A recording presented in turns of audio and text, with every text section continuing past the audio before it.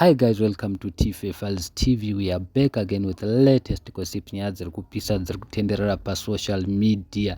Temba Gorimbo anozikanwa nekurwa paUFC anga achituka vaWinky D anyora kuti iye vanhu moda kundijairira mungandifananidze naWinky D. He is local and I'm global. Pane musiyano kana mazogara moziva local and global difference. Ari kudedzera kuti iye anozikanwa kwese kunze kwenyika nemuZimbabwe. Manje Winky D ndewe muZimbabwe chete. Dzinova izvo zvaita kuti vazukuru vambuya Nyaenda vave vaine umwe ukasha usina kumira zvakanaka because adedzera kuti compare Winky D naPassion Java kwete inini. Asi aripo mumwe munhu auya akati twatanga kuganza apa tikuziya makaenda international nekutaura nhamo dzenyu.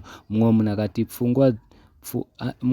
pfungwa dzazvimba nezvibhakera ndosekera akuita ngaakubhayiza. Mumwe munhu akazidofo iri asi Temba azouyawo zvake Temba Gorimbo aona kuti vanhu vari kumirana vaWinky D akati Winky is big guys, ndaona nhasi, if you want to be big in Zimbabwe only you should be like Winky kikiki akiseka akati he is very well supported locally. I love Winky D, he is our local legend. Anga achingodzokorera zviya zvokuti locally ari kumirana kuti iye Winky ndewe anozikanwa muZimbabwe too much than kunze kwenyika. Saka yamunongoziva kuti iye ndewe UFC, saka anga akufarisa achiti ndozikanwa internationally asi vazukuru vambuya Nyaenda vazviramba. Mumwe munhu auya akati Winky is local guys and that's true dzikamai. Mumwe munhu akati busy kutuka Gorimbo ari kuchando, iwe uri kudashurwa nenhamo muZimbabwe uchingoti gafa igafa, pfungwa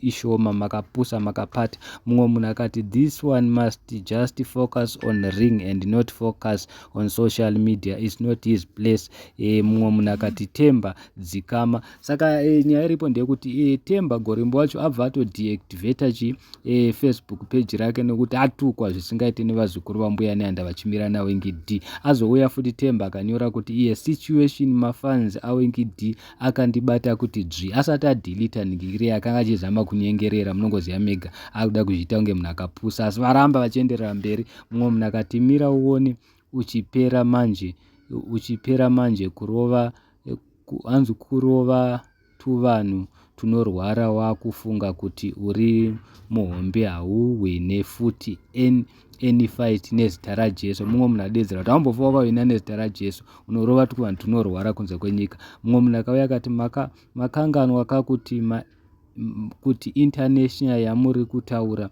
makatanga muchirara mumastreets musajairire vanhu munongoti kusviba kunge bhetiri rakatsva. Ndozvataurwa nemumwe munhu. Mumwe munhu akati achauya hake live achikumbira ruregerero kuna vaWinky D ndibaba vedu tese. Mumwe munhu akati gafa we are bigger than international, saka usade kutinyaudza. Mumwe munhu akati tumbabvu twake next 8 fight acharohwa senyoka yapinda mumba. Mumwe munhu akati ndo zvinonetsa kana munhu aita tumhasuru twembambaira netutama twemahumunya akuda kujairira. Zvataurwa nemumwe. Mumwe munhu akauya akati uyowi wekupemha mari kuna The Rock akufarisa manje. Mumwe munhu akati gafa defense force ndokudai mese zvisina kana kupokana. So guys, handizivi tinoti kudii because Temba anorwa UFC saka ari kuona kunge iye ari bigger than Winky asi varamba vazukuru.